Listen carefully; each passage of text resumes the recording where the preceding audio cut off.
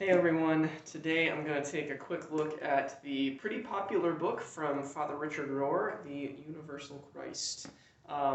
If you are already familiar with Father Rohr, you'll probably know him from works like Everything Belongs or his Homilies podcast. It's pretty widely listened to, but he's a especially lately he's a very sought after spiritual speaker, spiritual teacher. He's a priest in the Catholic Church and well known especially for his book on the Enneagram, spiritual formation work, that kind of thing.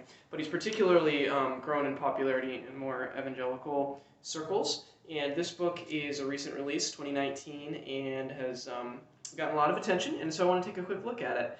And today I'm gonna do with this review, and I'll explain a little bit more why in a second. But with this brief look at this book, I'm gonna take a different format than I typically do, so I'm not going to go through like the research and the readability per se like I usually do. There's not a lot of research to talk about in this book, but more so I'm going to go through just what I found really compelling about the book and then what I struggled with, because I have very conflicted feelings about this book. And they're very deeply conflicted because I have really strong things that I loved about it and things that I really, really wrestled and struggled with. And so I'm just going to comment on some of those and give you an idea if this might be something that you would enjoy or might like to read with all that in mind. But first, just the main idea, a few words on the main idea. He's essentially put together here in this book kind of a mystical, poetic reflection on how to see the call to see God at work all around us all the time in everything that we experience. Hence the title, Universal, right? God, one of his kind of grounding assumptions or presuppositions is that God is at work in everything. And the book starts with a mystical meditation on that he got from someone else who had this kind of image as getting onto a subway full of people, this image of Christ being in every person in the train. It's a really beautiful, beautiful passage, but that kind of grounds the whole work of the book, which is to see God at work in everything around us. And as a Christian, distinctively Christian perspective, he would say that takes the form of Christ. And I'll talk a little bit more about that and some of what maybe some of the quibbles or the struggles I had with it, but that's the main idea. And it's a really compelling, beautiful main idea that God is at work and to see God at work. And the fruit that bears in one's life, he would argue, is very positive, is to see God at work all the time. And so that gets me to the things that I did appreciate and found very compelling about this. There are just passages of really beautiful writing. First of all, especially in the intro, first 4 chapters or so, there are these passages where he'll put in italics the summaries of each paragraph that are really striking, and he puts forward really striking phrases, really striking sentences that are very beautiful spiritual sentiments, like love being a training ground for adoration. He talks about grace being the free flow through what we experience when we accept love. We accept that we are accepted, and we experience grace as a flowing through us, and sin being the resistance of that. But even failing to accept grace as part of the journey towards becoming a more gracious person. And all of those meditations are beautiful, and I found them really moving and really helpful and really impactful. And so I really, really liked a lot of that part of this book. And there are, especially in those first 4 chapters, there's just so many great passages that I would heartily recommend. I did struggle, though, on the other hand, and he weaves in and out.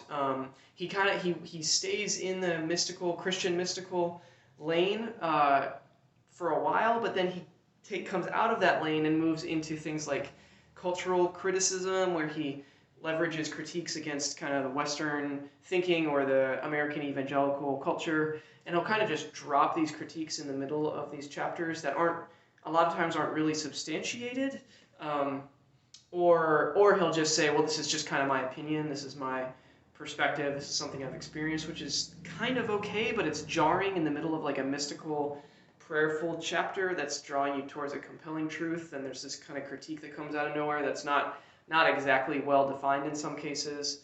So that I found to be a little bit of a struggle. I felt like it just didn't stay in that mystical, poetic, reflective stage throughout.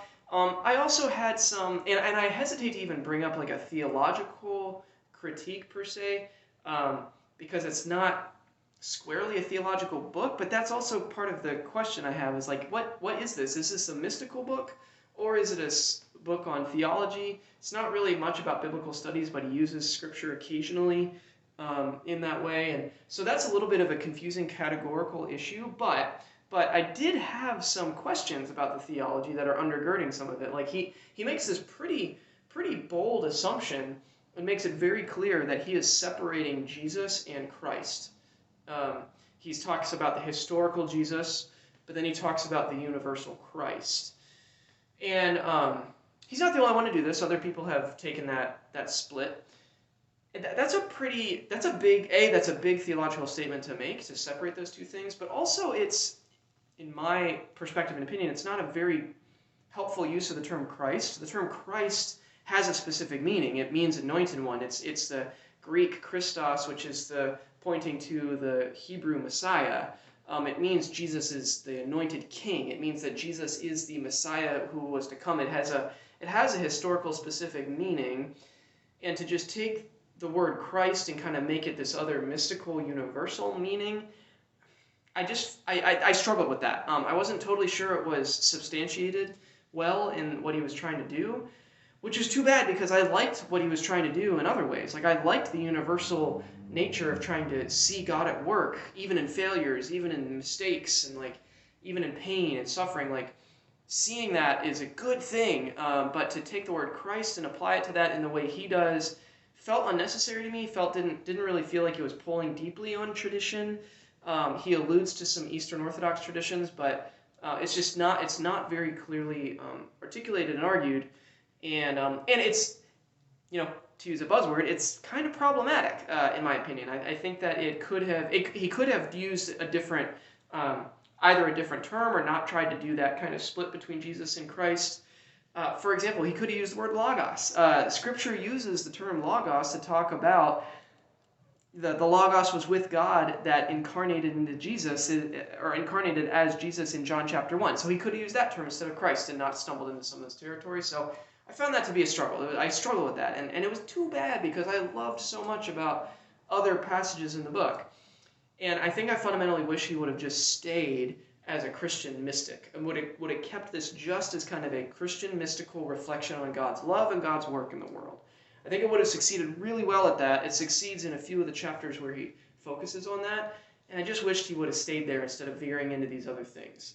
And on that note, I would actually really recommend, if you liked this book or you're interested in this book for those reasons, the more the mystical, poetic reasons, I would recommend going to the source. I'd recommend going into ancient Christian writing, particularly Julian of Norwich, Revelations of Divine Love. You can get this either really cheap used copies. You can even download a lot of her meditations online. He references Julian of Norwich a few times, but she's one of the Christian mystics par excellence. I mean, there's a beautiful, beautiful meditations on God's love in her writings, prayers, allegories, things like that are just really, really beautiful and spiritually edifying and moving. So I'd really recommend going to that. And also, he does talk about the Eastern tradition a bit, and I would highly recommend, if that intrigues you, particularly the Eastern, particularly the Eastern meditations on things like the Incarnation. I'd really also recommend going back to the source and going to Athanasius. This short little book of classic patristic theology, and it's so good. This had a huge impact on me the first time I read it. But he set the theological trajectory for a lot of the Eastern Church in particular, and we do well as Westerners to pay attention to it. So I'd recommend Julian and Athanasius as kind of some classics in that vein. But I hope you found this helpful. I hope this gives you a sense of whether or not the universal Christ might be something you would appreciate reading. I appreciated parts of it, like I said, with all those caveats that I mentioned. But at the end of the day, I hope that this is helping people find books, find titles that will be helpful to them as they are searching through the wide array of things that are available, especially popular ones like Father Rohr's writing here. So thank you, and I'll see you for my next review.